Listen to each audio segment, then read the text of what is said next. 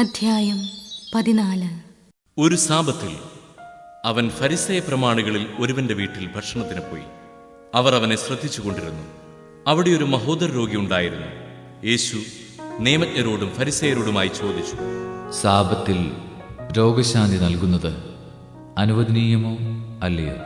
അവർ നിശബ്ദരായിരുന്നു. യേശു അവനെ അടുത്ത് വിളിച്ച് സുഖപ്പെടുത്തി അയച്ചു.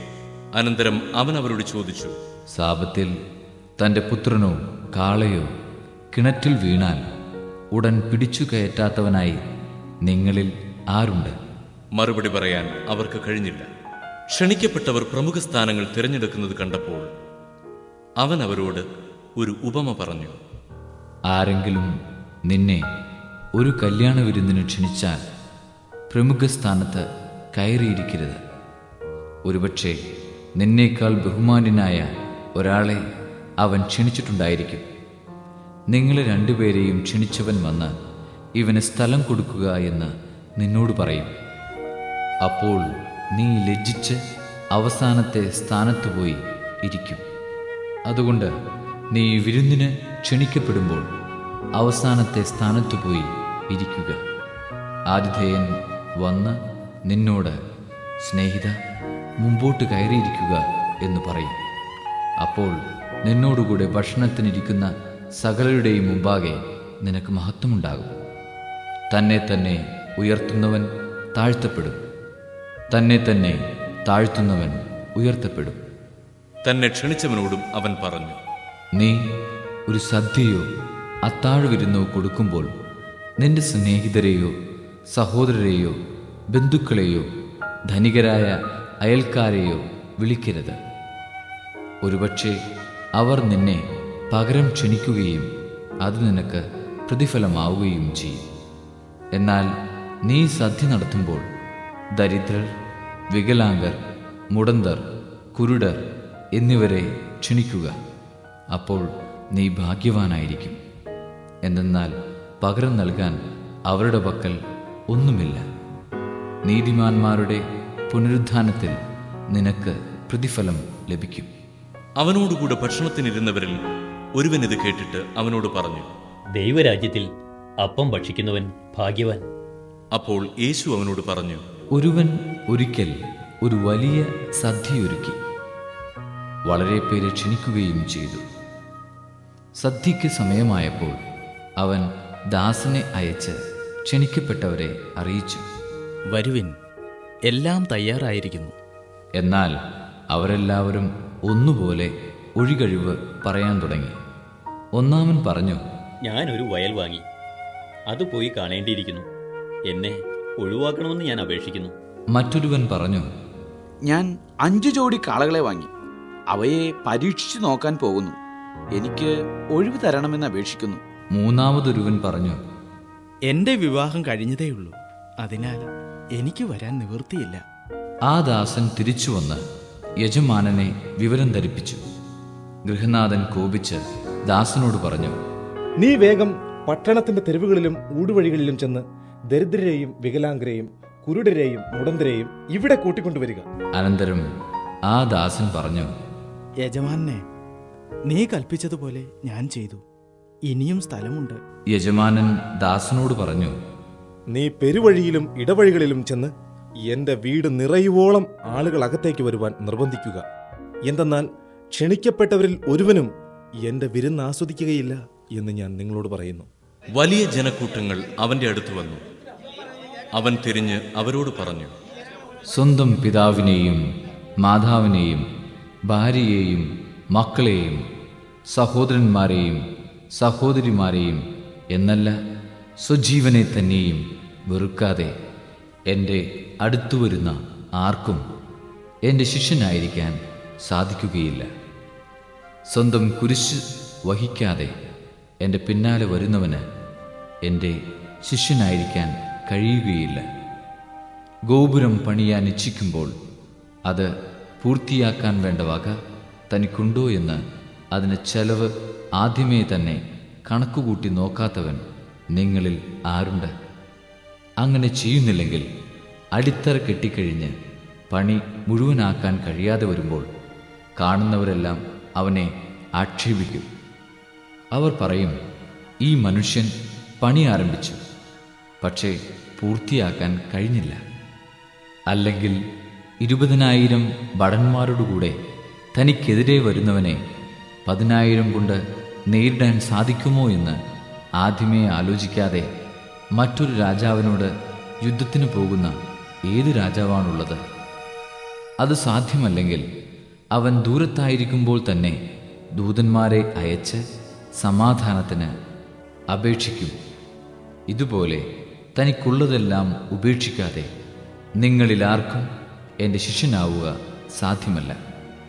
ഉപ്പ് നല്ലത് തന്നെ, എന്നാൽ ഉറകെട്ടു പോയാൽ അതിന് എങ്ങനെ ഉറകൂട്ടും?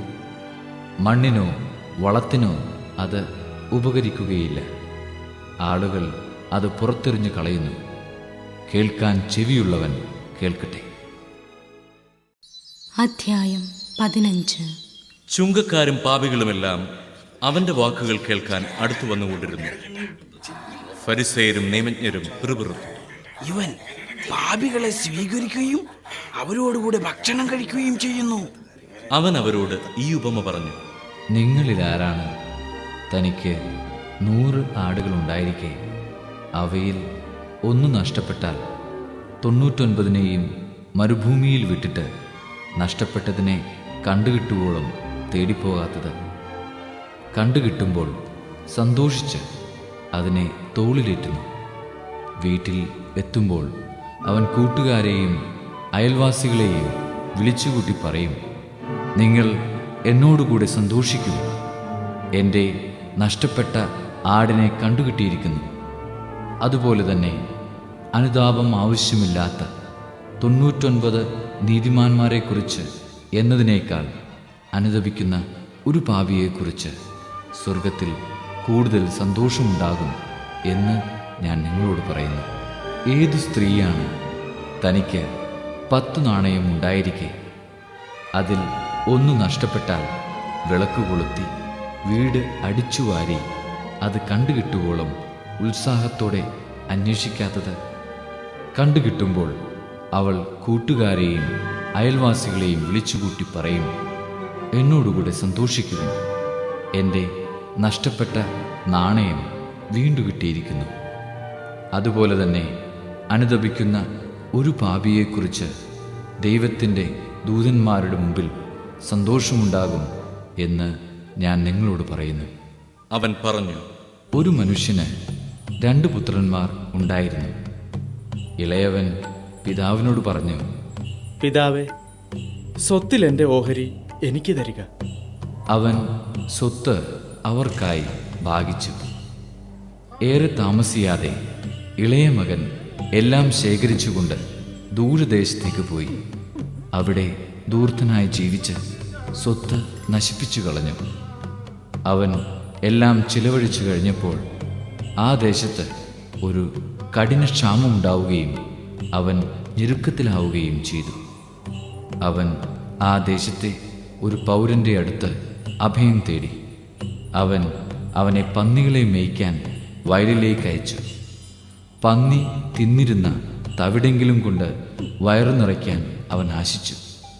പക്ഷേ ആരും അവന് കൊടുത്തില്ല.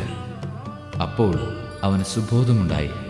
അവൻ പറഞ്ഞു, എൻ്റെ പിതാവിൻ്റെ എത്രയോ ദാസന്മാർ സുഭിക്ഷമായി ഭക്ഷണം കഴിക്കുന്നു, ഞാനോ ഇവിടെ വിശന്നു മരിക്കുന്നു. ഞാൻ എഴുന്നേറ്റ് എൻ്റെ പിതാവിൻ്റെ അടുത്തേക്ക് പോകും. ഞാൻ അവനോട് പറയും, പിതാവേ, സ്വർഗത്തിനെതിരായും നിന്റെ മുമ്പിലും ഞാൻ പാപം ചെയ്തു. നിന്റെ പുത്രൻ എന്ന് വിളിക്കപ്പെടാൻ ഞാൻ ഇനി യോഗ്യനല്ല. നിന്റെ ദാസനിൽ ഒരുവനായി എന്നെ സ്വീകരിക്കണമേ. അവൻ എഴുന്നേറ്റ് പിതാവിൻ്റെ അടുത്തേക്ക് ചെന്നു. ദൂരെ വെച്ച് തന്നെ പിതാവ് അവനെ കണ്ടു. അവൻ മനസ്സലിഞ്ഞ് ഓടിച്ചെന്ന് അവനെ കെട്ടിപ്പിടിച്ച് ചുംബിച്ചു. മകൻ പറഞ്ഞു, പിതാവേ, സ്വർഗത്തിനെതിരായും നിന്റെ മുമ്പിലും ഞാൻ പാപം ചെയ്തു. നിന്റെ പുത്രനെന്ന് വിളിക്കപ്പെടാൻ ഞാനിനി യോഗ്യനല്ല. പിതാവാകട്ടെ തൻ്റെ ദാസരോട് പറഞ്ഞു, ഉടനെ മേൽത്തരം വസ്ത്രം കൊണ്ടുവന്ന് ഇവനെ ധരിപ്പിക്കുവിൻ. ഇവന്റെ കയ്യിൽ മോതിരവും കാലിൽ ചെരുപ്പും അണിയിക്കുവിൻ. കൊഴുത്ത കാളക്കുട്ടിയെ കൊണ്ടുവന്നു കൊല്ലുവിൻ, നമുക്ക് ഭക്ഷിച്ചാഹ്ലാദിക്കാം. എൻ്റെ ഈ മകൻ മൃതനായിരുന്നു, അവനിതാ വീണ്ടും ജീവിക്കുന്നു. അവൻ നഷ്ടപ്പെട്ടിരുന്നു, ഇപ്പോൾ വീണ്ടും കിട്ടിയിരിക്കുന്നു. അവർ ആഹ്ലാദിക്കാൻ തുടങ്ങി. അവൻ്റെ മൂത്ത മകൻ വയലിലായിരുന്നു. അവൻ തിരിച്ചു വരുമ്പോൾ വീടിനടുത്ത് വെച്ച് സംഗീതത്തിൻ്റെയും നൃത്തത്തിൻ്റെയും ശബ്ദം കേട്ടു. അവൻ ഒരു വേലക്കാരനെ വിളിച്ച് കാര്യം തിരക്കി. വേലക്കാരൻ പറഞ്ഞു, നിന്റെ സഹോദരൻ തിരിച്ചു വന്നിരിക്കുന്നു. അവനെ സസുഖം തിരിച്ചു കിട്ടിയതുകൊണ്ട് നിന്റെ പിതാവ് കൊഴുത്ത കാളക്കുട്ടിയെ കൊന്നിരിക്കുന്നു. അവൻ കോപിച്ച് അകത്തു കയറാൻ വിസമ്മതിച്ചു. പിതാവ് പുറത്തു വന്ന് അവനോട് സാന്ത്വനങ്ങൾ പറഞ്ഞു. എന്നാൽ അവൻ പിതാവിനോട് പറഞ്ഞു, നോക്കൂ, എത്ര വർഷമായി ഞാൻ നിനക്ക് ദാസ്യവേല ചെയ്യുന്നു. ഒരിക്കലും നിന്റെ കൽപ്പന ഞാൻ ലംഘിച്ചിട്ടില്ല. എങ്കിലും എൻ്റെ കൂട്ടുകാരോടൊത്ത് ആഹ്ലാദിക്കാൻ ഒരാട്ടിൻകുട്ടിയെ പോലും നീ എനിക്ക് തന്നില്ല. എന്നാൽ വേശ്യകളോട് കൂട്ടുചേർന്ന് നിന്റെ സ്വത്തെല്ലാം ധൂർത്തടിച്ച നിന്റെ ഈ മകൻ തിരിച്ചു വന്നപ്പോൾ അവനു വേണ്ടി നീ കൊഴുത്ത കാളയെ കൊന്നിരിക്കുന്നു. അപ്പോൾ പിതാവ് പറഞ്ഞു, മകനെ, നീ എപ്പോഴും എന്നോട് കൂടെ ഉണ്ടല്ലോ. എനിക്കുള്ളതെല്ലാം നിന്റേതാണ്. ഇപ്പോൾ നമ്മൾ ആനന്ദിക്കുകയും ആഹ്ലാദിക്കുകയും വേണം. എന്തെന്നാൽ നിന്റെ ഈ സഹോദരൻ മൃതനായിരുന്നു, അവനിപ്പോൾ ജീവിക്കുന്നു. നഷ്ടപ്പെട്ടിരുന്നു, ഇപ്പോൾ കണ്ടുകിട്ടിയിരിക്കുന്നു. അധ്യായം 16. യേശു ശിഷ്യരോട് പറഞ്ഞു, ഒരു ധനവാന് ഒരു കാര്യസ്ഥൻ ഉണ്ടായിരുന്നു. അവൻ സ്വത്ത് ദുർവ്യയം ചെയ്യുന്നുവെന്ന് യജമാനന് പരാതി ലഭിച്ചു. യജമാനൻ അവനെ വിളിച്ച് ചോദിച്ചു, നിന്നെപ്പറ്റി ഞാൻ കേൾക്കുന്നത് എന്താണ്? നിന്റെ കാര്യസ്ഥതയുടെ കണക്ക് ബോധിപ്പിക്കുക. മേലിൽ നീ കാര്യസ്ഥനായിരിക്കാൻ പാടില്ല. ആ കാര്യസ്ഥൻ ആത്മഗതം ചെയ്തു. യജമാനൻ കാര്യസ്ഥത എന്നിൽ നിന്ന് എടുത്തു കളയുന്നതിനാൽ ഞാൻ ഇനി എന്തു ചെയ്യും? കിളയ്ക്കാൻ എനിക്ക് ശക്തിയില്ല, ഭിക്ഷയാചിക്കാൻ ലജ്ജ തോന്നുന്നു. എന്നാൽ യജമാനൻ കാര്യസ്ഥത എന്നിൽ നിന്ന് എടുത്തു കളയുമ്പോൾ ആളുകൾ തങ്ങളുടെ വീടുകളിൽ എന്നെ സ്വീകരിക്കേണ്ടതിന് എന്തു ചെയ്യണമെന്ന് എനിക്കറിയാം. യജമാനനിൽ നിന്ന് കടം വാങ്ങിയവർ ഓരോരുത്തരെ അവൻ വിളിച്ചു. ഒന്നാമനോട് അവൻ ചോദിച്ചു, നീ എൻ്റെ യജമാനന് എന്തു കൊടുക്കാനുണ്ട്? അവൻ പറഞ്ഞു, 100 ബത്ത് എണ്ണ. അവൻ പറഞ്ഞു, ഇതാ നിന്റെ പ്രമാണം, എടുത്ത് 50 ബത്ത് എന്ന് തിരുത്തി എഴുതുക. അനന്തരം അവൻ മറ്റൊരുവനോട് ചോദിച്ചു. നീ എന്തു കടപ്പെട്ടിരിക്കുന്നു? അവൻ പറഞ്ഞു, 100 കോർ ഗോതമ്പ്. അവൻ പറഞ്ഞു, നിന്റെ പ്രമാണം എടുത്ത് 80 കോർ എന്ന് തിരുത്തി എഴുതുക. കൗശലപൂർവം പ്രവർത്തിച്ചതിൽ നീതിരഹിതനായ കാര്യസ്ഥനെ യജമാനൻ പ്രശംസിച്ചു. എന്തെന്നാൽ ഈ യുഗത്തിൻ്റെ മക്കൾ തങ്ങളുടെ തലമുറയിൽ വെളിച്ചത്തിൻ്റെ മക്കളേക്കാൾ ബുദ്ധിശാലികളാണ്. ഞാൻ നിങ്ങളോട് പറയുന്നു, അധാർമിക സമ്പത്തുകൊണ്ട് നിങ്ങൾക്കായി സ്നേഹിതരെ സമ്പാദിച്ചുകൊള്ളുവിൻ. അത് നിങ്ങളെ കൈവിടിയുമ്പോൾ അവർ നിങ്ങളെ നിത്യകൂടാരങ്ങളിൽ സ്വീകരിക്കും. ചെറിയ കാര്യത്തിൽ വിശ്വസ്തൻ വലിയ കാര്യത്തിലും വിശ്വസ്തനായിരിക്കും. ചെറിയ കാര്യത്തിൽ അവിശ്വസ്തൻ വലിയ കാര്യത്തിലും അവിശ്വസ്തനായിരിക്കും. അധാർമിക സമ്പത്തിൻ്റെ കാര്യത്തിൽ വിശ്വസ്തനായിരിക്കുന്നില്ലെങ്കിൽ യഥാർത്ഥ ധനം ആര് നിങ്ങളെ ഏൽപ്പിക്കും? മറ്റൊരുവിൻ്റെ കാര്യത്തിൽ നിങ്ങൾ വിശ്വസ്തരല്ലെങ്കിൽ നിങ്ങൾക്ക് സ്വന്തമായവ ആര് നിങ്ങൾക്ക് തരും? ഒരു വൃദ്ധന് 2 യജമാനന്മാരെ സേവിക്കാൻ സാധിക്കുകയില്ല. ഒന്നുകിൽ അവൻ ഒരുവനെ ദേഷിക്കുകയും മറ്റവനെ സ്നേഹിക്കുകയും ചെയ്യും, അല്ലെങ്കിൽ ഒരുവനോട് ഭക്തി കാണിക്കുകയും മറ്റവനെ നിന്ദിക്കുകയും ചെയ്യും.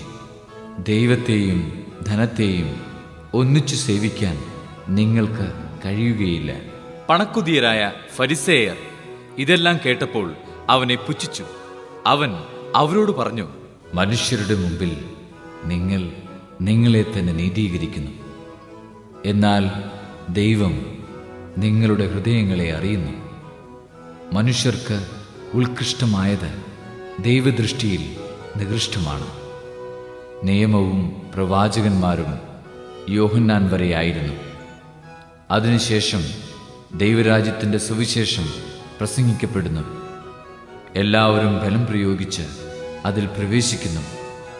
നിയമത്തിലെ ഒരു പുള്ളിയെങ്കിലും അസാധുവാകുന്നതിനേക്കാൾ എളുപ്പം ആകാശവും ഭൂമിയും അപ്രത്യക്ഷമാകുന്നതാണ്.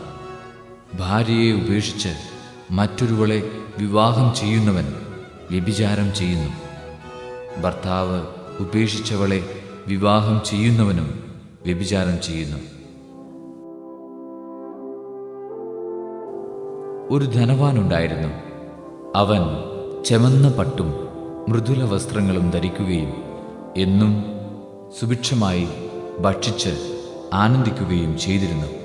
അവൻ്റെ പടിവാതിൽക്കൽ ലാസർ എന്നൊരു ദരിദ്രൻ കിടന്നിരുന്നു. അവൻ്റെ ശരീരം വ്രണങ്ങൾ കൊണ്ട് നിറഞ്ഞിരുന്നു. ധനവാന്റെ മേശയിൽ നിന്ന് വീണിരുന്നവ കൊണ്ട് വിശപ്പടക്കാൻ അവൻ ആഗ്രഹിച്ചു. നായ്ക്കൾ വന്ന് അവൻ്റെ വ്രണങ്ങൾ നക്കിയിരുന്നു. ആ ദരിദ്രൻ മരിച്ചു. ദൈവദൂതന്മാർ അവനെ അബ്രാഹത്തിൻ്റെ മടിയിലേക്ക് സംവഹിച്ചു. ആ ധനികനും മരിച്ച് അടക്കപ്പെട്ടു. അവൻ നരകത്തിൽ പീഡിപ്പിക്കപ്പെടുമ്പോൾ കണ്ണുകൾ ഉയർത്തി നോക്കി. ദൂരെ അബ്രാഹത്തെയും അവൻ്റെ മടിയിൽ ലാസറിനെയും കണ്ടു. അവൻ വിളിച്ചു പറഞ്ഞു, പിതാവായ അബ്രഹാമേ, എന്നിൽ കനിയണമേ. തന്റെ വിരൽത്തുമ്പ് വെള്ളത്തിൽ മുക്കി എന്റെ നാവ് തണുപ്പിക്കാനായി ലാസറിനെ അയക്കണമേ. ഞാൻ ഈ അഗ്നിജ്വാലയിൽ കിടന്ന് യാതന അനുഭവിക്കുന്നു. അബ്രാഹാം പറഞ്ഞു, മകനെ, നീ ഓർമ്മിക്കുക, നിനക്കു ജീവിതകാലത്ത് എല്ലാ സുഖ സൗകര്യങ്ങളും ലഭിച്ചിരുന്നു. ലാസറിനു കഷ്ടതകളും. ഇപ്പോൾ അവനിവിടെ ആനന്ദിക്കുകയും നീ വേദന അനുഭവിക്കുകയും ചെയ്യുന്നു. കൂടാതെ ഞങ്ങൾക്കും നിങ്ങൾക്കും മധ്യേ ഒരു വലിയ ഗർത്തവും സ്ഥാപിക്കപ്പെട്ടിരിക്കുന്നു. ഇവിടെ നിന്ന് നിങ്ങളുടെ അടുത്തേക്കോ അവിടെ നിന്ന് ഞങ്ങളുടെ അടുത്തേക്കോ വരാൻ ആഗ്രഹിക്കുന്നവർക്ക് അത് സാധിക്കയില്ല. അപ്പോൾ അവൻ പറഞ്ഞു, പിതാവേ, അങ്ങനെയെങ്കിൽ ലാസറിനെ എൻ്റെ പിതൃഭവനത്തിലേക്ക് അയക്കണമേ എന്ന് ഞാൻ അപേക്ഷിക്കുന്നു. എനിക്ക് 5 സഹോദരന്മാരുണ്ട്. അവരും പീഡകളുടെ ഈ സ്ഥലത്ത് വരാതിരിക്കേണ്ടതിന് അവൻ അവർക്ക് സാക്ഷ്യം നൽകട്ടെ. അബ്രാഹാം പറഞ്ഞു, അവർക്ക് മോശയും പ്രവാചകന്മാരും ഉണ്ടല്ലോ, അവരുടെ വാക്കു കേൾക്കട്ടെ. ധനവാൻ പറഞ്ഞു, പിതാവായ അബ്രഹാമേ, അങ്ങനെയല്ല. മരിച്ചവരിൽ ഒരുവൻ ചെന്ന് പറഞ്ഞാൽ അവർ അനുതപിക്കും. അബ്രാഹാം അവനോട് പറഞ്ഞു, മോശയും പ്രവാചകന്മാരും പറയുന്നത് അവർ കേൾക്കുന്നില്ലെങ്കിൽ മരിച്ചവരിൽ നിന്ന് ഒരുവൻ ഉയർത്താനും അവർക്ക് ബോധ്യമാവുകയില്ല. അധ്യായം 17. അവൻ ശിഷ്യരോട് പറഞ്ഞു, ദുഷ്പ്രേരണകൾ ഉണ്ടാകാതിരിക്കുക അസാധ്യം. എന്നാൽ ആർ മൂലം അവ ഉണ്ടാകുന്നുവോ അവന് ദുരിതം. ഈ ചെറിയവരിൽ ഒരുവന് ദുഷ്പ്രേരണ നൽകുന്നതിനേക്കാൾ നല്ലത് കഴുത്തിൽ തിരികല്ല് കെട്ടി കടലിൽ എറിയപ്പെടുന്നതാണ്. നിങ്ങൾ ശ്രദ്ധയുള്ളവരായിരിക്കുവിൻ. നിന്റെ സഹോദരൻ തെറ്റു ചെയ്താൽ അവനെ ശാസിക്കുക. പശ്ചാത്തപിച്ചാൽ അവനോട് ക്ഷമിക്കുക. ദിവസത്തിൽ 7 പ്രാവശ്യം അവൻ നിനക്കെതിരായി പാപം ചെയ്യുകയും 7 പ്രാവശ്യവും തിരിച്ചു വന്ന് ഞാൻ പശ്ചാത്തപിക്കുന്നു എന്ന് പറയുകയും ചെയ്താൽ നീ അവനോട് ക്ഷമിക്കണം. അപ്പോൾ അപ്പസ്തോലന്മാർ കർത്താവിനോട് പറഞ്ഞു, ഞങ്ങളുടെ വിശ്വാസം വർദ്ധിപ്പിക്കണമേ. കർത്താവ് പറഞ്ഞു, നിങ്ങൾക്ക് ഒരു കടുകുമണിയോളം വിശ്വാസമുണ്ടെങ്കിൽ ഈ സിക്കമിൻ വൃക്ഷത്തോട് ചുവടോടെ ഇളകി കടലിൽ ചെന്ന് വേരുറയ്ക്കുക എന്ന് പറഞ്ഞാൽ അത് നിങ്ങളെ അനുസരിക്കും.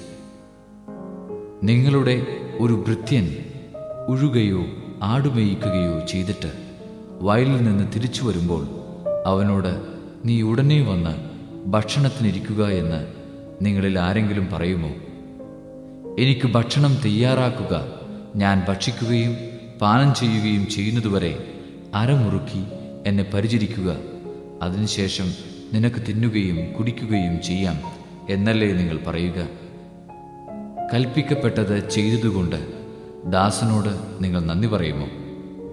ഇതുപോലെ തന്നെ നിങ്ങളും കൽപ്പിക്കപ്പെട്ടവയെല്ലാം ചെയ്തതിന് ശേഷം ഞങ്ങൾ പ്രയോജനമില്ലാത്ത ദാസന്മാരാണ്, കടമ നിർവഹിച്ചതേയുള്ളൂ എന്ന് പറയുവിൻ.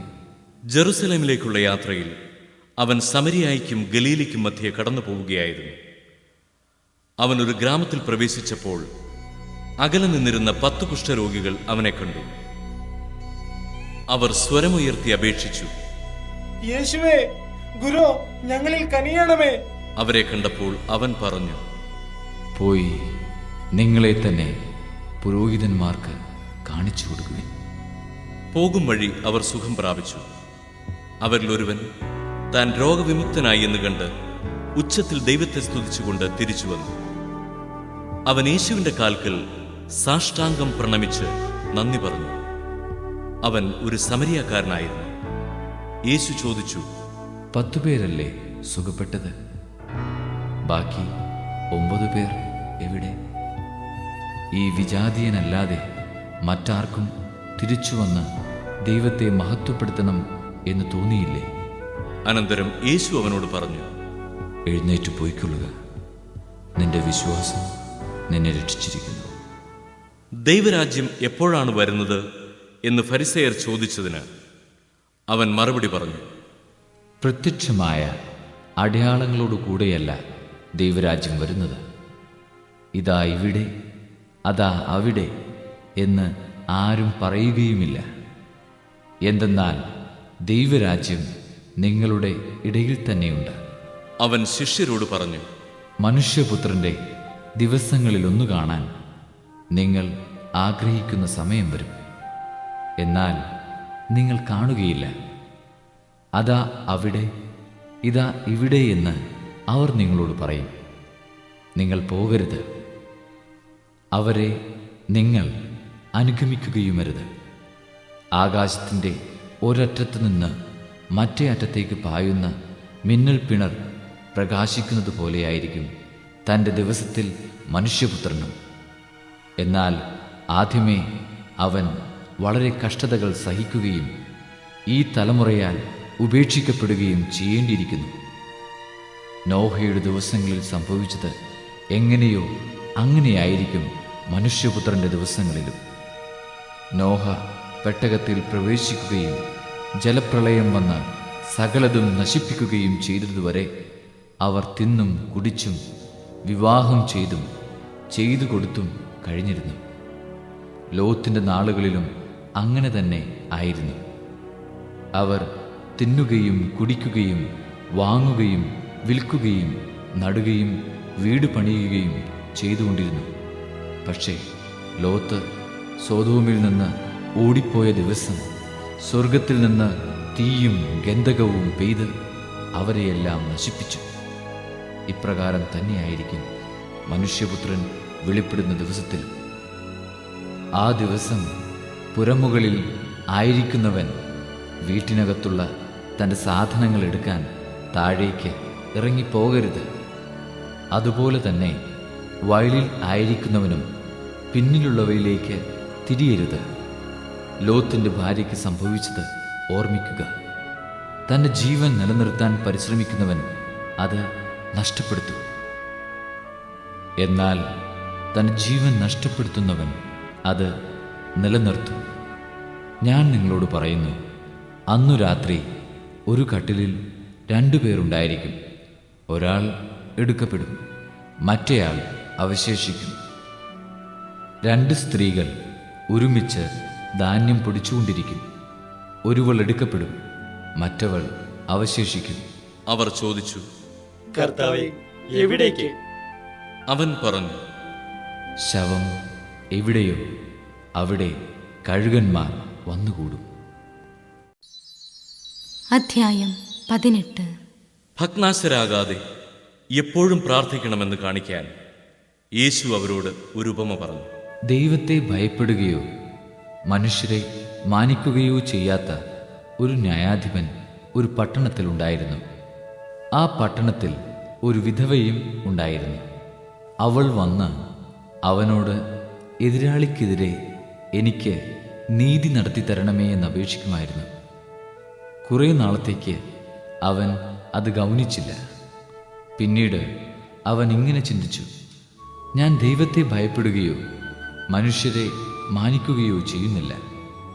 എങ്കിലും ഈ വിധവ എന്നെ ശല്യപ്പെടുത്തുന്നതുകൊണ്ട് ഞാൻ അവൾക്ക് നീതി നടത്തിക്കൊടുക്കും. അല്ലെങ്കിൽ അവൾ കൂടെ കൂടെ വന്ന് എന്നെ അസഹ്യപ്പെടുത്തും. കർത്താവ് പറഞ്ഞു, നീതിരഹിതനായ ആ ന്യായാധിപൻ പറഞ്ഞതെന്തെന്ന് ശ്രദ്ധിക്കുവിൻ. അങ്ങനെയെങ്കിൽ രാവും പകലും തന്നെ വിളിച്ചു കരയുന്ന തൻ്റെ തിരഞ്ഞെടുക്കപ്പെട്ടവർക്ക് ദൈവം നീതി നടത്തി കൊടുക്കുകയില്ലേ? അവിടുന്ന് അതിന് കാലവിളംബം വരുത്തുമോ? അവർക്ക് വേഗം നീതി നടത്തി കൊടുക്കുമെന്ന് ഞാൻ നിങ്ങളോട് പറയുന്നു. എങ്കിലും മനുഷ്യപുത്രൻ വരുമ്പോൾ ഭൂമിയിൽ വിശ്വാസം കണ്ടെത്തുമോ? തങ്ങൾ നീതിമാന്മാരാണ് എന്ന ധാരണയിൽ തങ്ങളിൽ തന്നെ ആശ്രയിക്കുകയും മറ്റുള്ളവരെ പുച്ഛിക്കുകയും ചെയ്യുന്നവരോട് അവൻ ഈ ഉപമ പറഞ്ഞു. 2 പേർ പ്രാർത്ഥിക്കാൻ ദേവാലയത്തിലേക്ക് പോയി. ഒരാൾ ഫരിസേയനും മറ്റേയാൾ ചുങ്കക്കാരനും. ഫരിസേയൻ നിന്നുകൊണ്ട് ഇങ്ങനെ പ്രാർത്ഥിച്ചു: ദൈവമേ, ഞാൻ നിനക്ക് നന്ദി പറയുന്നു. എന്തെന്നാൽ ഞാൻ അക്രമികളും നീതിരഹിതരും വ്യഭിചാരികളുമായ മറ്റു മനുഷ്യരെ പോലെയോ ഈ ചുങ്കക്കാരനെ പോലെയോ അല്ല. ഞാൻ ആഴ്ചയിൽ 2 പ്രാവശ്യം ഉപവസിക്കുന്നു. ഞാൻ സമ്പാദിക്കുന്ന സകലത്തിൻ്റെയും ദശാംശം കൊടുക്കുന്നു. ആ ചുങ്കക്കാരനാകട്ടെ ദൂരെ നിന്ന് സ്വർഗത്തിലേക്ക് കണ്ണുകൾ ഉയർത്താൻ പോലും ധൈര്യപ്പെടാതെ മാർത്തടിച്ചുകൊണ്ട്, ദൈവമേ, പാപിയായ എന്നിൽ കനിയണമേ എന്ന് പ്രാർത്ഥിച്ചു. ഞാൻ നിങ്ങളോട് പറയുന്നു, ഇവൻ ആ ഫരിസേയനേക്കാൾ നീതീകരിക്കപ്പെട്ടവനായി വീട്ടിലേക്ക് മടങ്ങി. എന്തെന്നാൽ തന്നെ തന്നെ ഉയർത്തുന്നവൻ താഴ്ത്തപ്പെടും, തന്നെ തന്നെ താഴ്ത്തുന്നവൻ ഉയർത്തപ്പെടുകയും ചെയ്യും. അവൻ കൈകൾ വെച്ച് അനുഗ്രഹിക്കേണ്ടതിന് ശിശുക്കളെ അവന്റെ അടുത്ത് അവർ കൊണ്ടുവന്നു. അവന്റെ ശിഷ്യന്മാർ ഇത് കണ്ടപ്പോൾ അവരെ ശകാരിച്ചു. എന്നാൽ യേശു അവരെ തന്റെ അടുത്തേക്ക് വിളിച്ചിട്ട് പറഞ്ഞു, ശിശുക്കൾ എൻ്റെ അടുത്തു വരാൻ അനുവദിക്കുവിൻ, അവരെ തടയരുത്. എന്തെന്നാൽ ദൈവരാജ്യം അവരെപ്പോലെയുള്ളവരുടേതാണ്. സത്യമായി ഞാൻ നിങ്ങളോട് പറയുന്നു, ശിശുവിനെ പോലെ ദൈവരാജ്യം സ്വീകരിക്കാത്ത ആരും അതിൽ പ്രവേശിക്കുകയില്ല. ഒരു അധികാരി അവനോട് ചോദിച്ചു, നല്ലവനായ ഗുരു, നിത്യജീവൻ അവകാശമാക്കാൻ ഞാൻ എന്തു ചെയ്യണം? യേശു പറഞ്ഞു, എന്തുകൊണ്ടാണ് നീ എന്നെ നല്ലവനെന്ന് വിളിക്കുന്നത്? ദൈവമല്ലാതെ നല്ലവനായി മറ്റാരുമില്ല. പ്രമാണങ്ങൾ നിനക്കറിയാമല്ലോ: വ്യഭിചാരം ചെയ്യരുത്, കൊല്ലരുത്, മോഷ്ടിക്കരുത്, കള്ളസാക്ഷ്യം നൽകരുത്, പിതാവിനെയും മാതാവിനെയും ബഹുമാനിക്കുക. അവൻ പറഞ്ഞു, ചെറുപ്പം മുതലേ ഇവയെല്ലാം ഞാൻ പാലിച്ചിട്ടുണ്ട്. അത് കേട്ട് യേശു പറഞ്ഞു, ഇനിയും നിനക്ക് ഒരു കുറവുണ്ട്. നിനക്കുള്ളതെല്ലാം വിറ്റ് ദരിദ്രർക്ക് കൊടുക്കുക. അപ്പോൾ സ്വർഗത്തിൽ നിനക്ക് നിക്ഷേപമുണ്ടാകും. അനന്തരം വന്ന് എന്നെ അനുഗമിക്കുക. ഇത് കേട്ടപ്പോൾ അവൻ വളരെ വ്യസനിച്ചു, കാരണം അവൻ വലിയ ധനികനായിരുന്നു. യേശു അവനെ നോക്കിക്കൊണ്ട് പറഞ്ഞു, സമ്പത്തുള്ളവർ ദൈവരാജ്യത്തിൽ പ്രവേശിക്കുന്നത് എത്ര ദുഷ്കരം! ധനികൻ ദൈവരാജ്യത്തിൽ പ്രവേശിക്കുന്നതിനേക്കാൾ എളുപ്പം ഒട്ടകം സൂചിക്കുഴയിലൂടെ കടന്നു പോകുന്നതാണ്. ഇത് കേട്ടവർ ചോദിച്ചു, അങ്ങനെയെങ്കിൽ രക്ഷ പ്രാപിക്കാൻ ആർക്ക് കഴിയും? അവൻ പറഞ്ഞു, മനുഷ്യർക്ക് അസാധ്യമായത് ദൈവത്തിന് സാധ്യമാണ്. പത്രോസ് പറഞ്ഞു, ഇതാ, ഞങ്ങൾ സ്വന്തമായവയെല്ലാം ഉപേക്ഷിച്ച് നിന്നെ അനുഗമിച്ചിരിക്കുന്നു. യേശു പ്രതിവചിച്ചു, സത്യമായി ഞാൻ നിങ്ങളോട് പറയുന്നു, ദൈവരാജ്യത്തിനു വേണ്ടി വീടിനെയോ ഭാര്യയെയോ സഹോദരന്മാരെയോ മാതാപിതാക്കളെയോ സന്താനങ്ങളെയോ ഉപേക്ഷിച്ചവരിൽ ആർക്കും ഇക്കാലത്ത് തന്നെ അവ അനേകമടങ്ങ് ലഭിക്കാതിരിക്കുകയില്ല. വരാനിരിക്കുന്ന കാലത്ത് നിത്യജീവനും. അവൻ 12 പേരെയും അടുത്ത് വിളിച്ചു പറഞ്ഞു, ഇതാ, നമ്മൾ ജെറൂസലേമിലേക്ക് പോകുന്നു. മനുഷ്യപുത്രനെ പറ്റി പ്രവാചകന്മാർ വഴി എഴുതപ്പെട്ടതെല്ലാം പൂർത്തിയാകും. അവൻ വിജാതിയർക്ക് ഏൽപ്പിക്കപ്പെടും. അവർ അവനെ പരിഹസിക്കുകയും അപമാനിക്കുകയും അവൻ്റെ മേൽ തുപ്പുകയും ചെയ്യും. അവർ അവനെ പ്രഹരിക്കുകയും വധിക്കുകയും ചെയ്യും. എന്നാൽ 3-ാം ദിവസം അവൻ ഉയിർത്തെഴുന്നേൽക്കും. ഇക്കാര്യങ്ങളൊന്നും അവർ ഗ്രഹിച്ചില്ല. ഈ പറഞ്ഞതിൻ്റെ പൊരുൾ അവരിൽ നിന്ന് മറയ്ക്കപ്പെട്ടിരുന്നു. അവൻ സംസാരിച്ചവ അവർ മനസ്സിലാക്കിയതുമില്ല. അവൻ ജെറിക്കോയെ സമീപിച്ചപ്പോൾ ഒരു കുരുടൻ വഴിയരികിലിരുന്ന് ഭിക്ഷ യാചിക്കുന്നുണ്ടായിരുന്നു. ജനക്കൂട്ടം കടന്നുപോകുന്ന ശബ്ദം കേട്ട് എന്താണ് സംഭവിക്കുന്നതെന്ന് അവൻ അന്വേഷിച്ചു. നസറായനായ യേശു കടന്നുപോകുന്നു എന്ന് അവർ പറഞ്ഞു. അപ്പോൾ അവൻ വിളിച്ചു പറഞ്ഞു, ദാവീദിന്റെ പുത്രനായ യേശുവേ, എന്നിൽ കനിയണമേ. മുമ്പേ പോയിക്കൊണ്ടിരുന്നവർ നിശബ്ദനായിരിക്കാൻ പറഞ്ഞ് അവനെ ശകാരിച്ചു. അവനാകട്ടെ കൂടുതൽ ഉച്ചത്തിൽ നിലവിളിച്ചുകൊണ്ടിരുന്നു, ദാവീദിന്റെ പുത്ര, എന്നിൽ കനിയണമേ. യേശു അവിടെ നിന്നു അവനെ തന്റെ അടുത്തേക്ക് കൊണ്ടുവരുവാൻ കൽപ്പിച്ചു. അവൻ അടുത്തു വന്നപ്പോൾ യേശു ചോദിച്ചു, ഞാൻ നിനക്ക് വേണ്ടി എന്തു ചെയ്യണമെന്നാണ് നീ ആഗ്രഹിക്കുന്നത്?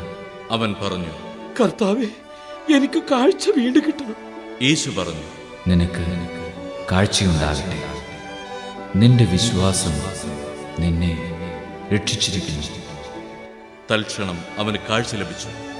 അവൻ ദൈവത്തെ മഹത്വപ്പെടുത്തിക്കൊണ്ട് യേശുവിന്റെ പിന്നാലെ പോയി. ഇത് കണ്ട് എല്ലാവരും ദൈവത്തെ സ്തുതിച്ചു. അധ്യായം 11. ലാസർ എന്നു പേരായ ഒരുവൻ രോഗബാധിതനായി. ഇവൻ മറിയത്തിന്റെയും അവളുടെ സഹോദരിയായ മർത്തായുടെയും ഗ്രാമമായ ബഥാനിയായിൽ നിന്നുള്ളവനായിരുന്നു. ഈ മറിയമാണ് സുഗന്ധതൈലം കൊണ്ട് കർത്താവിനെ പൂശുകയും തന്റെ തലമുടി കൊണ്ട് അവന്റെ പാദങ്ങൾ തുടയ്ക്കുകയും ചെയ്തത്. ഇവളുടെ സഹോദരൻ ലാസറാണ് രോഗബാധിതനായത്. കർത്താവെ, ഇതാ അങ്ങ് സ്നേഹിക്കുന്നവൻ രോഗിയായിരിക്കുന്നു എന്ന് പറയാൻ ആ സഹോദരിമാർ അവന്റെ അടുക്കലേക്ക് ആളയച്ചു. അത് കേട്ടപ്പോൾ യേശു പറഞ്ഞു, ഈ രോഗം മരണത്തിൽ അവസാനിക്കാനുള്ളതല്ല, പ്രത്യുത ദൈവത്തിൻ്റെ മഹത്വത്തിനും അതുവഴി ദൈവപുത്രൻ മഹത്വം പ്രാപിക്കുന്നതിനും വേണ്ടിയുള്ളതാണ്. യേശു മർത്തായെയും അവളുടെ സഹോദരിയെയും ലാസറിനെയും സ്നേഹിച്ചിരുന്നു. എങ്കിലും അവൻ രോഗിയായി എന്ന് കേട്ടിട്ടും യേശു താൻ താമസിച്ചിരുന്ന സ്ഥലത്ത് തന്നെ 2 ദിവസം കൂടി ചെലവഴിച്ചു. അനന്തരം അവൻ ശിഷ്യന്മാരോട് പറഞ്ഞു, നമുക്ക് വീണ്ടും യൂദയായിലേക്ക് പോകാം. ശിഷ്യന്മാർ ചോദിച്ചു, ഗുരു, യഹൂദർ ഇപ്പോൾ തന്നെ നിന്നെ കല്ലെറിയാൻ അന്വേഷിക്കുകയായിരുന്നല്ലോ, എന്നിട്ട് അങ്ങോട്ട് പോവുകയാണോ? യേശു പ്രതിവചിച്ചു, പകലിന് 12 മണിക്കൂറില്ലേ? പകൽ നടക്കുന്നവൻ കാൽ തട്ടി വീഴുന്നില്ല. ഈ ലോകത്തിൻ്റെ പ്രകാശം അവൻ കാണുന്നു. രാത്രി നടക്കുന്നവൻ തട്ടി വീഴുന്നു, കാരണം അവന് പ്രകാശമില്ല. അവൻ തുടർന്നു, നമ്മുടെ സ്നേഹിതനായ ലാസർ ഉറങ്ങുകയാണ്. അവനെ ഉണർത്താൻ ഞാൻ പോകുന്നു. ശിഷ്യന്മാർ പറഞ്ഞു, കർത്താവേ, ഉറങ്ങുകയാണെങ്കിൽ അവൻ സുഖം പ്രാപിക്കും. യേശു അവന്റെ മരണത്തെക്കുറിച്ചാണ് സംസാരിച്ചത്. എന്നാൽ നിദ്രയുടെ വിശ്രമത്തെക്കുറിച്ചാണ് അവൻ പറഞ്ഞത് എന്ന് അവർ വിചാരിച്ചു.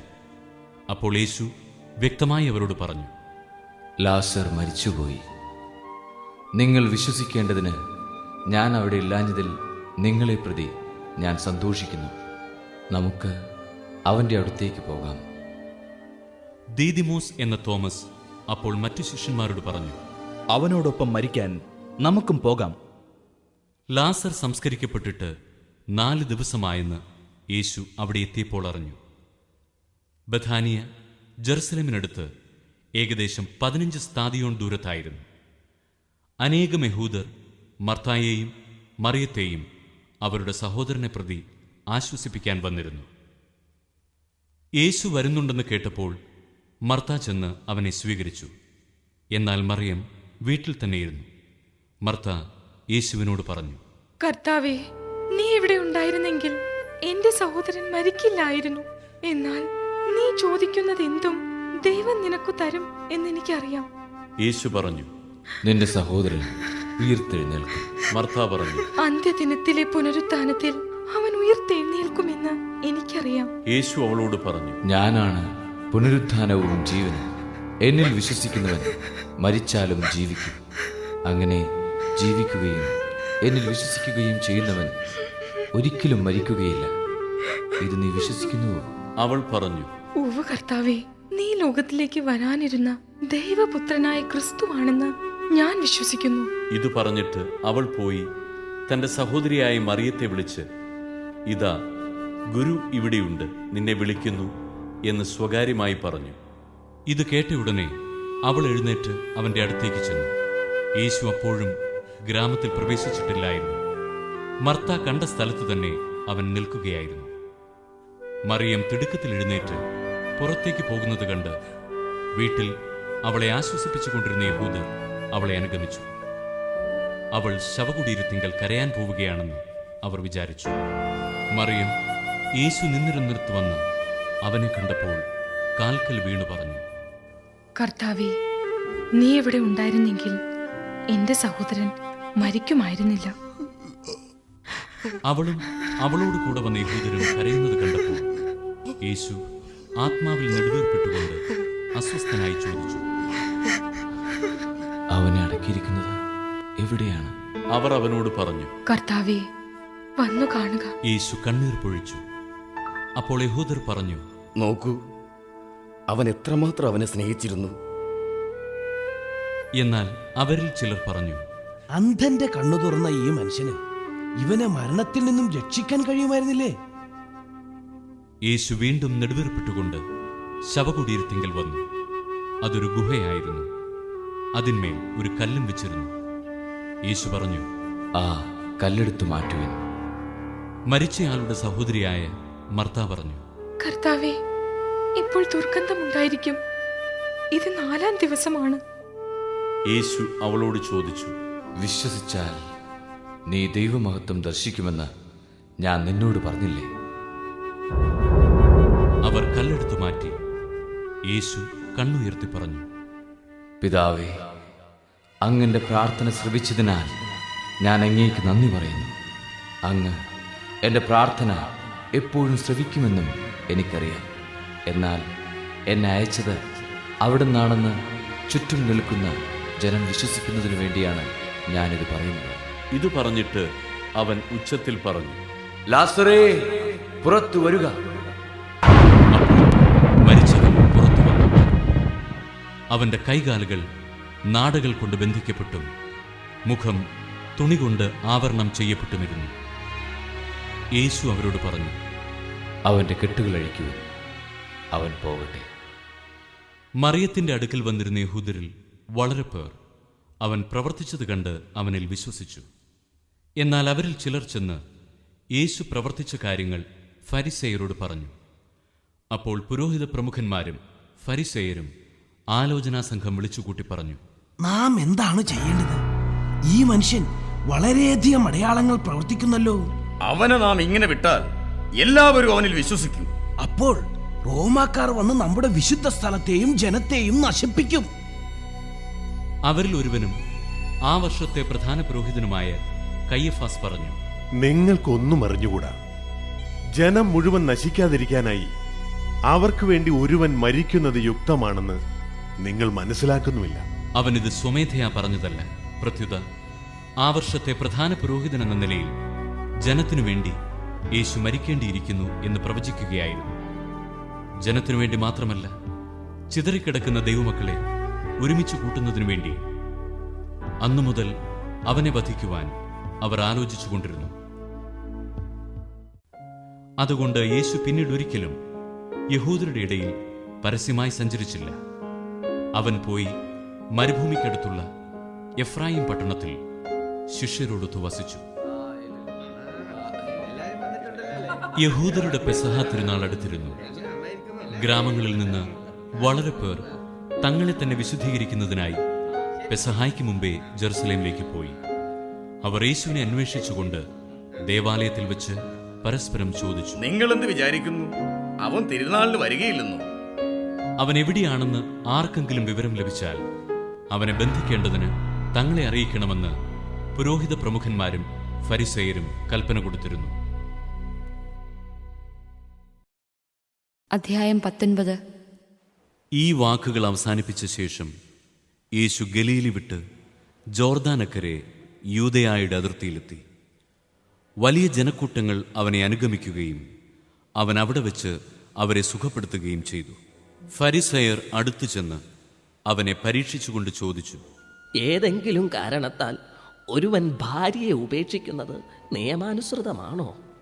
അവൻ മറുപടി പറഞ്ഞു, സ്രഷ്ടാവ് ആദിമുതലേ അവനെ പുരുഷനും സ്ത്രീയുമായി സൃഷ്ടിച്ചുവെന്നും ഇക്കാരണത്താൽ പുരുഷൻ പിതാവിനെയും മാതാവിനെയും വിട്ട് ഭാര്യയോട് ചേർന്നിരിക്കും, അവർ ഇരുവരും ഏകശരീരമായി തീരും എന്ന് അവിടുന്ന് അരുളി ചെയ്തിട്ടുണ്ടെന്നും നിങ്ങൾ വായിച്ചിട്ടില്ലേ?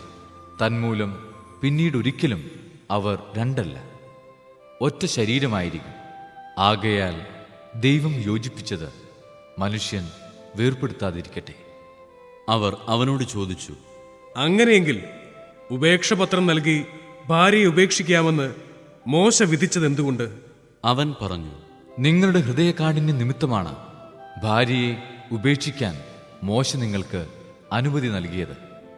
ആദിമുതലേ അങ്ങനെയായിരുന്നില്ല. എന്നാൽ ഞാൻ നിങ്ങളോട് പറയുന്നു, പരസംഗം മൂലം അല്ലാതെ മറ്റേതെങ്കിലും കാരണത്താൽ ഭാര്യയെ ഉപേക്ഷിച്ച് മറ്റൊരുവളെ വിവാഹം ചെയ്യുന്നവൻ വ്യഭിചാരം ചെയ്യുന്നു.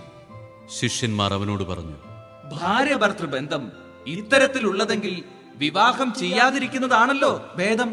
അവൻ പറഞ്ഞു, കൃപ ലഭിച്ചവരല്ലാതെ മറ്റാരും ഈ ഉപദേശം ഗ്രഹിക്കുന്നില്ല. എന്തെന്നാൽ ഷണ്ഡരായി ജനിക്കുന്നവരുണ്ട്, മനുഷ്യരാൽ ഷണ്ഡരാക്കപ്പെടുന്നവരുണ്ട്, സ്വർഗരാജ്യത്തെ പ്രതി തങ്ങളെ തന്നെ ഷണ്ഡരാക്കുന്നവരുണ്ട്. ഗ്രഹിക്കാൻ കഴിവുള്ളവൻ ഗ്രഹിക്കട്ടെ. യേശു കൈകൾ വെച്ച് പ്രാർത്ഥിക്കുന്നതിനു വേണ്ടി ചിലർ ശിശുക്കളെ അവന്റെ അടുത്ത് കൊണ്ടുവന്നു. ശിഷ്യന്മാർ അവരെ ശകാരിച്ചു. എന്നാൽ അവൻ പറഞ്ഞു, ശിശുക്കളെ എൻ്റെ അടുത്ത് വരാൻ അനുവദിക്കുവിൻ, അവരെ തടയരുത്. എന്തെന്നാൽ സ്വർഗരാജ്യം അവരെ പോലുള്ളവരുടേതാണ്. അവൻ അവരുടെ മേൽ കൈകൾ വെച്ച ശേഷം അവിടെ നിന്ന് പോയി. ഒരാൾ അവനെ സമീപിച്ച് ചോദിച്ചു, ഗുരു, നിത്യജീവൻ പ്രാപിക്കാൻ ഞാൻ എന്ത് നന്മയാണ് പ്രവർത്തിക്കേണ്ടത്? അവൻ പറഞ്ഞു, നന്മയെപ്പറ്റി നീ എന്നോട് ചോദിക്കുന്നതെന്തിന്? നല്ലവൻ ഒരുവൻ മാത്രം. ജീവനിൽ പ്രവേശിക്കാൻ അഭിലഷിക്കുന്നെങ്കിൽ പ്രമാണങ്ങൾ അനുസരിക്കുക. അവൻ ചോദിച്ചു, ഏതെല്ലാം? യേശു പ്രതിവചിച്ചു, കൊല്ലരുത്, വ്യഭിചാരം ചെയ്യരുത്, മോഷ്ടിക്കരുത്, കള്ളസാക്ഷ്യം നൽകരുത്, പിതാവിനെയും മാതാവിനെയും ബഹുമാനിക്കുക, നിന്നെപ്പോലെ നിന്റെ അയൽക്കാരനെ സ്നേഹിക്കുക. ആ യുവാവ് ചോദിച്ചു, ഇവയെല്ലാം ഞാൻ അനുസരിച്ചിട്ടുണ്ട്, ഇനിയും എന്താണ് എനിക്ക് കുറവ്? യേശു പറഞ്ഞു, നീ പൂർണ്ണനാകാൻ ആഗ്രഹിക്കുന്നെങ്കിൽ പോയി നിനക്കുള്ളതെല്ലാം വിറ്റ് ദരിദ്രർക്ക് കൊടുക്കുക. അപ്പോൾ സ്വർഗത്തിൽ നിനക്ക് നിക്ഷേപമുണ്ടാകും. പിന്നെ വന്ന് എന്നെ അനുഗമിക്കുക. ഈ വചനം കേട്ട് ആ യുവാവ് സങ്കടത്തോടെ തിരിച്ചുപോയി. അവന് വളരെയേറെ സമ്പത്തുണ്ടായിരുന്നു. യേശു ശിഷ്യന്മാരോട് അരുളി ചെയ്തു, സത്യമായി ഞാൻ നിങ്ങളോട് പറയുന്നു, ധനവാന് സ്വർഗരാജ്യത്തിൽ പ്രവേശിക്കുക ദുഷ്കരമാണ്. വീണ്ടും ഞാൻ നിങ്ങളോട് പറയുന്നു, ധനവാൻ സ്വർഗരാജ്യത്തിൽ പ്രവേശിക്കുന്നതിനേക്കാൾ എളുപ്പം ഒട്ടകം സൂചിക്കുഴയിലൂടെ കടക്കുന്നതാണ്. ശിഷ്യന്മാർ ഇത് കേട്ട് വിസ്മയഭരിതരായി അവനോട് ചോദിച്ചു, അങ്ങനെയെങ്കിൽ രക്ഷപ്പെടാൻ ആർക്ക് സാധിക്കും? യേശു അവരെ നോക്കി പറഞ്ഞു, മനുഷ്യർക്ക് ഇത് അസാധ്യമാണ്, എന്നാൽ ദൈവത്തിന് എല്ലാം സാധ്യമാണ്. അപ്പോൾ പത്രോസ് പറഞ്ഞു, ഇതാ ഞങ്ങളെല്ലാം ഉപേക്ഷിച്ച് നിന്നെ അനുഗമിച്ചിരിക്കുന്നു, ഞങ്ങൾക്ക് എന്താണ് ലഭിക്കുക? യേശു അവരോട് പറഞ്ഞു, സത്യമായി ഞാൻ നിങ്ങളോട് പറയുന്നു, പുനർജീവിതത്തിൽ മനുഷ്യപുത്രൻ തന്റെ മഹത്വത്തിന്റെ സിംഹാസനത്തിൽ ഉപവിഷ്ടനാകുമ്പോൾ എന്നെ അനുഗമിച്ച നിങ്ങൾ ഇസ്രായേലിന്റെ 12 ഗോത്രങ്ങളെ വിധിച്ചുകൊണ്ട് 12 സിംഹാസനങ്ങളിൽ ഇരിക്കും. എന്റെ നാമത്തെ പ്രതി ഭവനത്തെയോ സഹോദരന്മാരെയോ സഹോദരികളെയോ പിതാവിനെയോ മാതാവിനെയോ മക്കളെയോ വയലുകളെയോ പരിത്യജിക്കുന്ന ഏതൊരുവനും 100 ഇരട്ടി ലഭിക്കും. അവൻ നിത്യജീവൻ അവകാശമാക്കുകയും ചെയ്യും. എന്നാൽ മുമ്പന്മാർ പലരും പിമ്പന്മാരും, പിമ്പന്മാർ മുമ്പന്മാരുമാകും.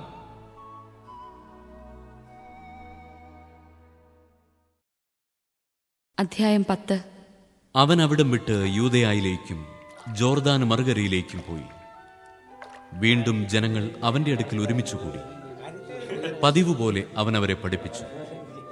ഫരിസയർ വന്ന് അവനെ പരീക്ഷിച്ചുകൊണ്ട് ചോദിച്ചു, ഭാര്യയെ ഉപേക്ഷിക്കുന്നത് നിയമാനുസൃതമാണോ? അവൻ മറുപടി പറഞ്ഞു, മോശ എന്താണ് നിങ്ങളോട് കൽപ്പിച്ചത്? അവർ പറഞ്ഞു, ഉപേക്ഷാപത്രം കൊടുത്ത് അവളെ ഉപേക്ഷിക്കാൻ മോശ അനുവദിച്ചിട്ടുണ്ട്. യേശു പറഞ്ഞു, നിങ്ങളുടെ ഹൃദയകാഠിന്യം കൊണ്ടാണ് മോശ ഈ നിയമം നിങ്ങൾക്കു വേണ്ടി എഴുതിയത്. എന്നാൽ സൃഷ്ടിയുടെ ആരംഭം മുതലേ ദൈവം അവരെ പുരുഷനും സ്ത്രീയുമായി സൃഷ്ടിച്ചു. ഇക്കാരണത്താൽ പുരുഷൻ പിതാവിനെയും മാതാവിനെയും വിടുകയും അവർ ഇരുവരും ഒരു ശരീരമായി തീരുകയും ചെയ്യും. പിന്നീടൊരിക്കലും അവർ രണ്ടല്ല, ഒറ്റ ശരീരമായിരിക്കും. അതിനാൽ ദൈവം സംയോജിപ്പിച്ചത് മനുഷ്യൻ വേർപെടുത്താതിരിക്കട്ടെ. ഇക്കാര്യത്തെക്കുറിച്ച് ശിഷ്യന്മാർ വീട്ടിൽ വെച്ച് വീണ്ടും അവനോട് ചോദിച്ചു. അവൻ പറഞ്ഞു, ഭാര്യയെ ഉപേക്ഷിച്ച് മറ്റൊരുവളെ വിവാഹം ചെയ്യുന്നവൻ വ്യഭിചാരം ചെയ്യുന്നു. ഭർത്താവിനെ ഉപേക്ഷിച്ച് മറ്റൊരാളെ വിവാഹം ചെയ്യുന്നവളും വ്യഭിചാരം ചെയ്യുന്നു. അവൻ തൊട്ട് അനുഗ്രഹിക്കുന്നതിനു വേണ്ടി ശിശുക്കളെ അവന്റെ അടുക്കൽ അവർ കൊണ്ടുവന്നു. ശിഷ്യന്മാരാകട്ടെ അവരെ ശകാരിച്ചു. ഇത് കണ്ടപ്പോൾ യേശു കോപിച്ച് അവരോട് പറഞ്ഞു, ശിശുക്കൾ എൻ്റെ അടുത്ത് വരാൻ അനുവദിക്കുവിൻ, അവരെ തടയരുത്. എന്തെന്നാൽ ദൈവരാജ്യം അവരെപ്പോലുള്ളവരുടേതാണ്. സത്യമായി ഞാൻ നിങ്ങളോട് പറയുന്നു, ശിശുവിനെ പോലെ ദൈവരാജ്യം സ്വീകരിക്കാത്ത ആരും അതിൽ പ്രവേശിക്കുകയില്ല. അവൻ ശിശുക്കളെ എടുത്ത് അവരുടെ മേൽ കൈകൾ വെച്ച് അനുഗ്രഹിച്ചു. യേശു വഴിയിലേക്കിറങ്ങിയപ്പോൾ ഒരുവൻ ഓടിവന്ന് അവന്റെ മുമ്പിൽ മുട്ടുകുത്തി ചോദിച്ചു, നല്ലവനായ ഗുരു, നിത്യജീവൻ അവകാശമാക്കാൻ ഞാൻ എന്തു ചെയ്യണം? യേശു അവനോട് ചോദിച്ചു, എന്തുകൊണ്ടാണ് നീ എന്നെ നല്ലവനെന്ന് വിളിക്കുന്നത്? ദൈവം ഒരുവനല്ലാതെ നല്ലവനായി ആരും ഇല്ല. പ്രമാണങ്ങൾ നിനക്കറിയാമല്ലോ. കൊല്ലരുത്, വ്യഭിചാരം ചെയ്യരുത്, മോഷ്ടിക്കരുത്, കള്ളസാക്ഷ്യം നൽകരുത്, വഞ്ചിക്കരുത്, പിതാവിനെയും മാതാവിനെയും ബഹുമാനിക്കുക. അവൻ പറഞ്ഞു, ഗുരു, ചെറുപ്പം മുതൽ ഞാൻ ഇവയെല്ലാം പാലിക്കുന്നുണ്ട്. യേശു സ്നേഹപൂർവ്വം അവനെ കടാക്ഷിച്ചുകൊണ്ട് പറഞ്ഞു, നിനക്ക് ഒരു കുറവുണ്ട്. പോയി നിനക്കുള്ളതെല്ലാം വിറ്റ് ദരിദ്രർക്ക് കൊടുക്കുക. അപ്പോൾ സ്വർഗത്തിൽ നിനക്ക് നിക്ഷേപമുണ്ടാകും. പിന്നെ വന്ന് എന്നെ അനുഗമിക്കുക. ഈ വചനം കേട്ട് അവൻ വിഷാദിച്ച് സങ്കടത്തോടെ തിരിച്ചുപോയി. കാരണം അവന് വളരെയേറെ സമ്പത്തുണ്ടായിരുന്നു. യേശു ചുറ്റും നോക്കി ശിഷ്യരോട് പറഞ്ഞു, സമ്പന്നൻ ദൈവരാജ്യത്തിൽ പ്രവേശിക്കുക എത്ര പ്രയാസം. അവന്റെ വാക്ക് കേട്ട് ശിഷ്യന്മാർ വിസ്മയിച്ചു. യേശു വീണ്ടും അവരോട് പറഞ്ഞു, മക്കളെ, ദൈവരാജ്യത്തിൽ പ്രവേശിക്കുക എത്ര പ്രയാസം. ധനവാൻ ദൈവരാജ്യത്തിൽ പ്രവേശിക്കുന്നതിനേക്കാൾ എളുപ്പം ഒട്ടകം സൂചിക്കുഴയിലൂടെ കടക്കുന്നതാണ്. അവർ അത്യന്തം വിസ്മയഭരിതരായി ചോദിച്ചു, അങ്ങനെയെങ്കിൽ രക്ഷപ്പെടാൻ ആർക്ക് കഴിയും? യേശു അവരുടെ നേരെ നോക്കി പറഞ്ഞു, മനുഷ്യന് ഇത് അസാധ്യമാണ്, ദൈവത്തിന് അങ്ങനെയല്ല. അവിടത്തേക്ക് എല്ലാം സാധിക്കും. പത്രോസ് പറഞ്ഞു, ഇതാ ഞങ്ങളെല്ലാം ഉപേക്ഷിച്ച് നിന്നെ അനുഗമിച്ചിരിക്കുന്നു.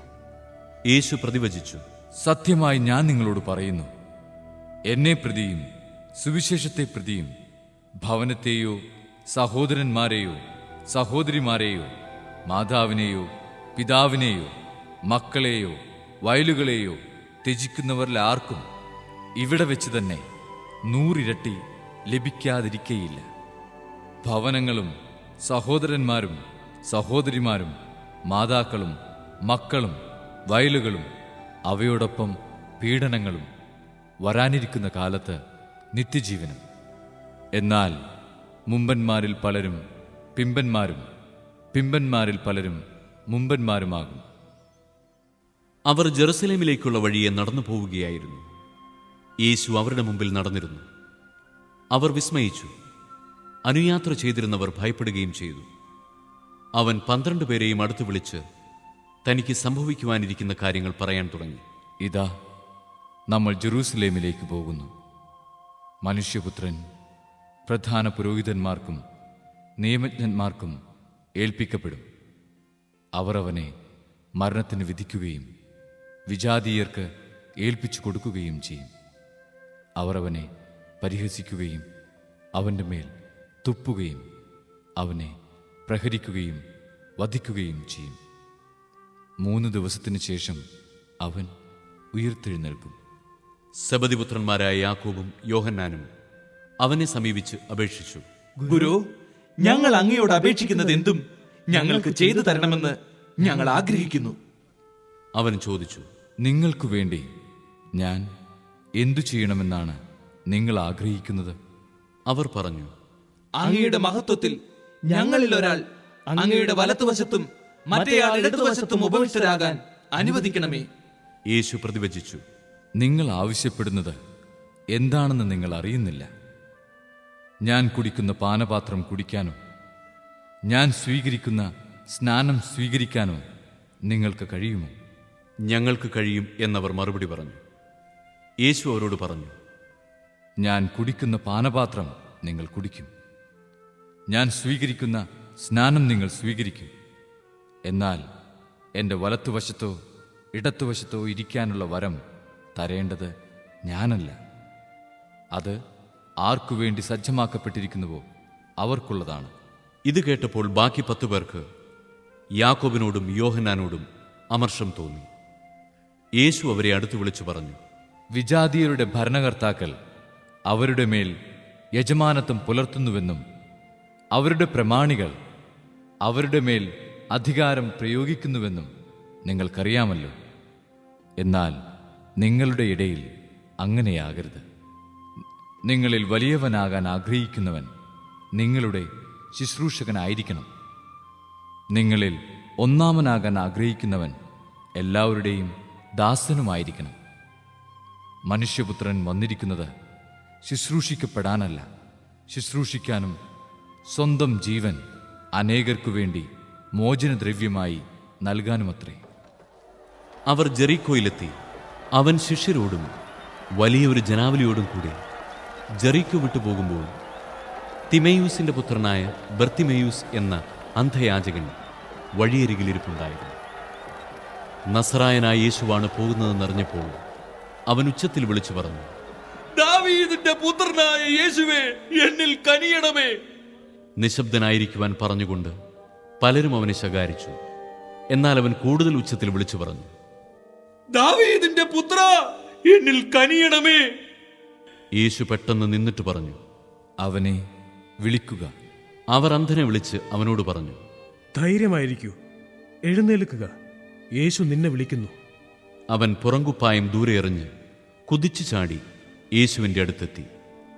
യേശു ചോദിച്ചു, ഞാൻ നിനക്കു വേണ്ടി എന്തു ചെയ്യണമെന്നാണ് നീ ആഗ്രഹിക്കുന്നത്?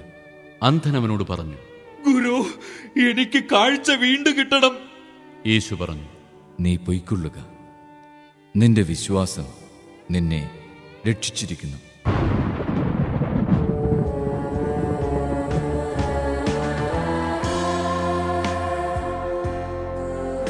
തൽക്ഷണം അവന് കാഴ്ച ലഭിച്ചു. അവൻ യേശുവിനെ അനുഗമിച്ചു.